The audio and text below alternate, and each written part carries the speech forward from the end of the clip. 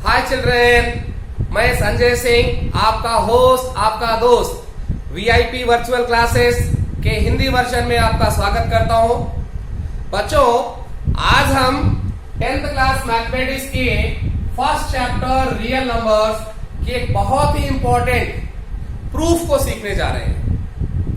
तो बच्चों, हमें देखना है कि √2 इर्रेशनल नंबर कैसे होता है।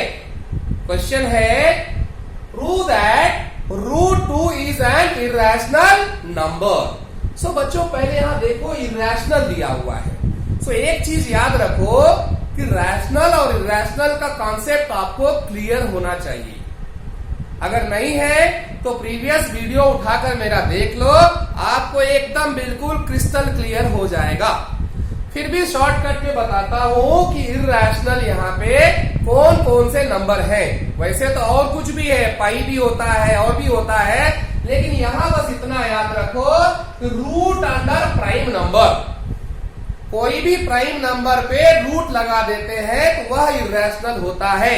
सिर्फ वही इर्रेशनल नहीं होते हैं, लेकिन यह एक इर्रेशनल होता है, याद रखिए। और भी है तो √p जैसे हो गया √2, √3, √5, √7। तो कोई बहुत खुश होगा तो बोल देगा सर √4 भी तो होगा।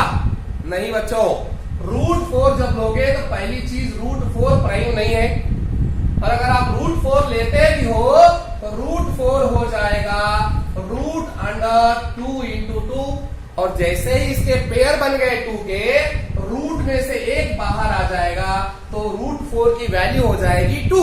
और हमको पता है कि 2 क्या होता है, रैशनल नंबर होता है बच्चों, ठीक है ना। तो चलिए हम देखते हैं कैसे प्रूफ करते हैं √2 एक इर्रेशनल नंबर है। तो बच्चों, एक छोटी सी बात देखते हैं। अगर सपोज हमारे आस पड़ोस में कोई आदमी मानसिक रूप से ठीक नहीं है, हमें लगता है सबको कि वह मेंटली अनफिट है, जिसे हिंदी में हम पागल कहते हैं, या साइकोलॉजिकली डिस्टर्ब है। तो बच्चों, डॉक्टर के पास लेके जाएंगे तो डॉक्टर क्या करेगा? क्या कोई प्रोफार्मा है कि हाँ आप पागल हो, आप ऐसा करते हो, हाँ अच्छा ठीक पागल हो, ऐसा करते हो, ठीक है पागल हो? नहीं बच्चों, उनके वह वही सवाल पूछेंगे, वही टेस्टिंग करेंगे जो एक नॉर्मल इंसान की जाती है। उनसे ऐसे ही सवाल पूछे जाएंगे जो एक नॉर्मल इंसान जिसके आंसर देता है। अगर वो पेशेंट, वो व्यक्ति उस सवालों का जवाब नहीं दे सकता है जिसे एक नॉर्मल इंसान नॉर्मल ढंग से देता है, तो डॉक्टर कहेगा यह पर्सन नॉर्मल नहीं है, इसका मतलब एबनॉर्मल है, मेंटली अनफिट है। जब वह सर्टिफाई करेगा यस यह पर्सन मेंटली अनफिट है, इसे भेज दो पागल खाने, लेकिन सीधा बोलेगा क्या कि आप पागल हो, पागल के लिए ये चीजें यहां पर होती हैं, ऐसा नहीं है। उल्टा प्रूफ होता है, उल्टा चलना पड़ता है। वह चेक करेगा एक नॉर्मल व्यक्ति क्या क्या करता है, क्या यह इंसान वह चीजें कर रहा है, क्या यह इंसान उस बातों का जो है उत्तर दे रहा है जिसको कि एक नॉर्मल इंसान को देना चाहिए, नहीं दे रहा है, इसका मतलब यह नॉर्मल नहीं है, अर्थात यह एबनॉर्मल है, मेंटली अनफिट है, पागल है। ठीक है बच्चों, तो वही हालत यहां भी है। √2 को हमें इर्रेशनल नंबर प्रूफ करना है। हम सीधा सीधा इर्रेशनल नंबर प्रूफ नहीं कर सकते हैं, हमें यह पहले मान के चलना होगा कि √2 एक रैशनल नंबर है। तो चलो बच्चों, let √2 is a rational number. पहले हम उल्टा मान लिए, रैशनल नंबर, ठीक, बिकॉज हम कॉन्ट्रडिक्शन थियरी से प्रूफ करने जा रहे हैं इसको, ठीक है। अगर √2 इज ए रैशनल नंबर है तो एक सीधी सी बात है, हर रैशनल नंबर p/q में लिखा जा सकता है, तो इसको भी लिखना पड़ेगा। Then it can be expressed कैसे बच्चों? इन द फॉर्म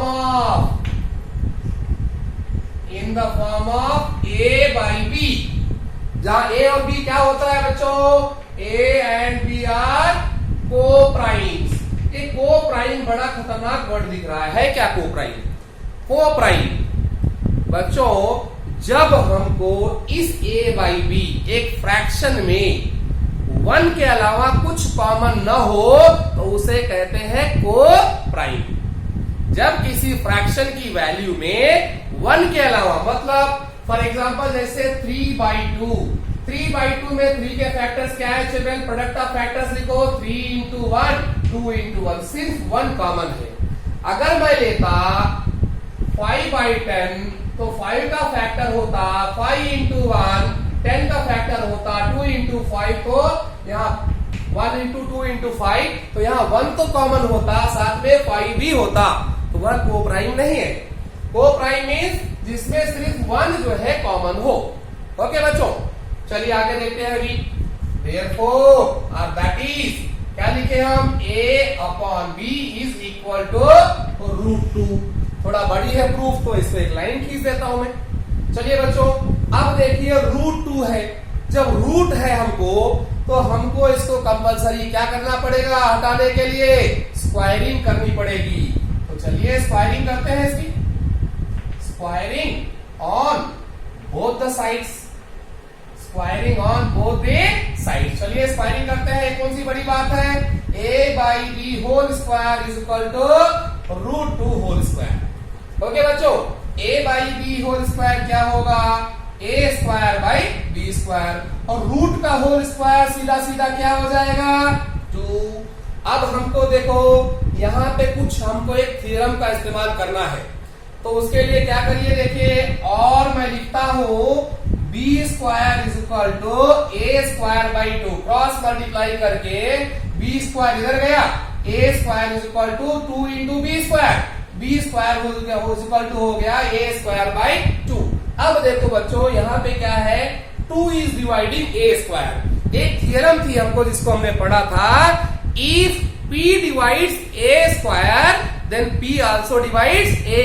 अगर कोई भी एक प्राइम नंबर, कोई भी एक रियल नंबर किसी इंटीजर के स्क्वायर को डिवाइड करता है तो उस इंटीजर को भी डिवाइड करेगा। तो यहाँ पे लिखना पड़ेगा एज पर थियरम क्या था? If p divides a square then p also divides a। अगर जो है कोई भी एक नंबर जो इंटीजर, कोई भी एक रियल नंबर किसी इंटीजर को डिवाइड करता है उसके स्क्वायर को, तो उस इंटीजर को भी डिवाइड करेगा। तो देयरफॉर क्या लिखूं बच्चों यहाँ पे मैं? 2 divides a। Therefore 2 divides a। 2 is dividing a square, इसका मतलब 2 डिवाइड्स a। उसको लिखा मैं a बाई 2। अब देखो बच्चों, जब 2 को आप a स्क्वायर को 2 से डिवाइड करें तो हमको क्या आया था? सम इंटीजर b स्क्वायर आया था। तो जब हम 2 को a से डिवाइड करेंगे तो भी तो कुछ आंसर आएगा। सपोज a के प्लेस पे 4 है, a इक्वल टू 4 है, तो जब 4 को 2 से डिवाइड करोगे तो कितना आएगा? 2। सपोज a की वैल्यू 6 है, 2 से डिवाइड करो कितना आएगा? 3। इसको जब 2 से a को डिवाइड करोगे कुछ न कुछ आंसर तो आएगा। सपोज कितना आया? C। कितना आया? C। यहां मान लेते हैं से C इज एन इंटीजर। यह C जो है कोई एक इंटीजर है, उसकी वैल्यू 1 हो, 2 हो, 3 हो, कुछ भी कुछ एक वैल्यू तो होगी। जब 2 a को डिवाइड करेगा कुछ एक आंसर तो आएगा। जैसे अब सपोज 16 को 2 से डिवाइड किया गया था तो आंसर आया था 8। अब जब उसके 4 को डिवाइड करेगा तो आंसर क्या आएगा? 2 आएगा। जब 4 के स्क्वायर को 2 से डिवाइड किया गया तो आंसर आया 8। यहाँ पे आया था b स्क्वायर। जब 4 को 2 से डिवाइड किया गया आंसर आया 2। मैंने इसको ले लिया c चिल्ड्रन। चलो मल्टी स्क्वायर कर दो, अगेन फिर से स्क्वायरिंग करो क्योंकि स्क्वायरिंग के फॉर्म में लेना है आपको थ्योरम में। तो squaring on both the sides, squaring on both the sides children. चलिए स्क्वायरिंग करते हैं। a बाई 2 का whole square is equal to c square. Squaring कर दीजिए। a की स्क्वायर a स्क्वायर, 2 का square 4 is equal to c square. अब देखो बच्चों यहाँ पे हमको a स्क्वायर की वैल्यू क्या आती है? देखिए क्या था? b b square is equal to a square by 2 था। क्या था? B square is equal to a square by 2। तो यहां से हम ए स्क्वायर की वैल्यू निकाल सकते हैं। कितना हो जाएगा ए स्क्वायर? ये 2 जाके बी स्क्वायर से इंटू हो जाएगा। कितना हो जाएगा? 2b square. तो बच्चों में substitute the value of A square, substitute the value of A square. यहां से हम ए स्क्वायर की वैल्यू ले आकर के यहां पे सब्स्टिट्यूट करते हैं। या तो हम इसको दे दो नंबर 1, तो यहां लिख देते हैं फ्रॉम 1 बच्चों। ठीक है, अब देखो ए स्क्वायर के प्लेस पे क्या लगाना है चिल्ड्रेन? 2b square. मैंने लगा दिया 2b square by 4 is equal to c square. ठीक, ये 2 से कैंसिल हो गया, तो क्या आया?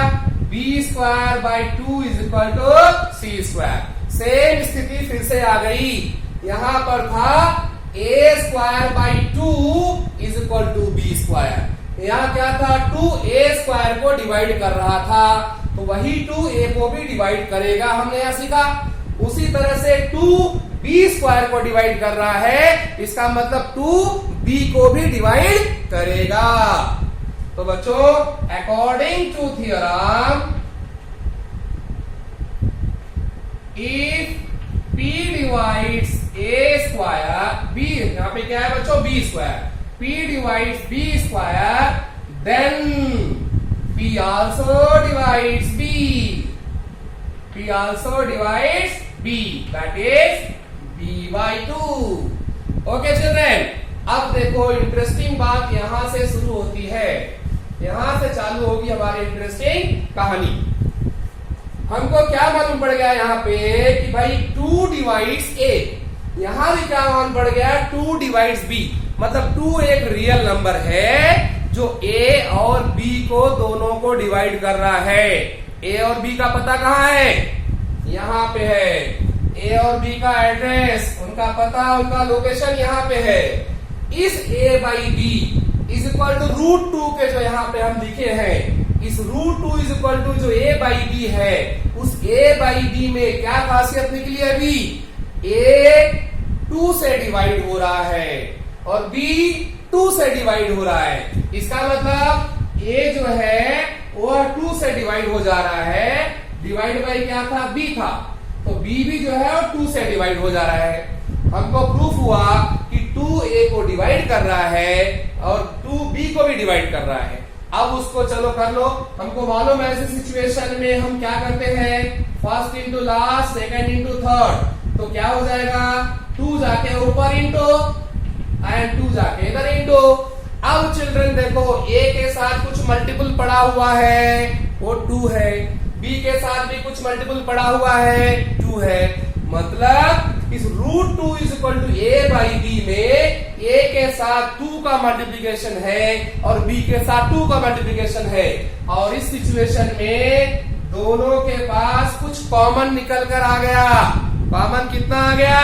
2। हमने पहले ही पढ़ लिया था कि भाई यहाँ पे a b आर को प्राइम्स।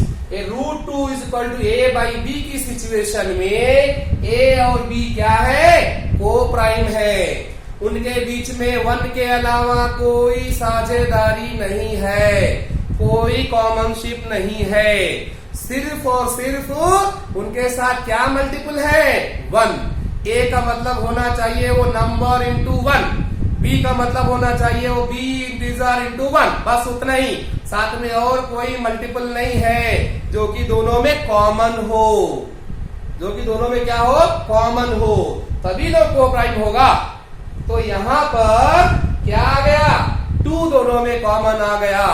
इसका मतलब डॉक्टर यहां प्रूफ कर देगा कि भाई आप जो है नॉर्मल इंसान के द्वारा दे जाने वाले सवालों का उत्तर नहीं दे पाए। इसका मतलब आप नॉर्मल नहीं हो, तो आप पागल हो। वैसे ही यहाँ पे अब प्रूफ हो गया, चूंकि √2 is equal to a by b जो हम लिए थे वो हम रैशनल मान के चल रहे थे, उसमें क्या हो गया? लोचा आ गया। क्या लोचा आ गया? a और b दोनों में कॉमन फैक्टर 2 आ गया, जिससे यह प्रूफ हो गया कि कि अगर a बाई टू बी में कॉमन फैक्टर 2 आ गया, इसका मतलब ये दोनों को प्राइम नहीं रहे। और जब को प्राइम नहीं रहे a बाई बी के अंदर a और b को प्राइम नहीं रहे, इसका मतलब a बाई बी जो है वह क्या है, रैशनल नंबर नहीं है। a बाई बी क्या है, इर्रैशनल नंबर है। तो a बाई बी के प्लेस पे क्या आएगा, इर्रैशनल नंबर, और वो किसके इक्वल है, √2 के। तो आप लिख सकते हो a बाई बी के प्लेस पे इर्रैशनल नंबर इज इक्वल टू √2 और √2 इज इक्वल टू इर्रैशनल नंबर। तो ऑटोमेटिक प्रूफ हो गया कि √2 एक इर्रैशनल नंबर है। अब लिखेंगे कैसे इसको, यहां लिखोगे, अब क्या लिखोगे यहाँ पे, here a and b both are getting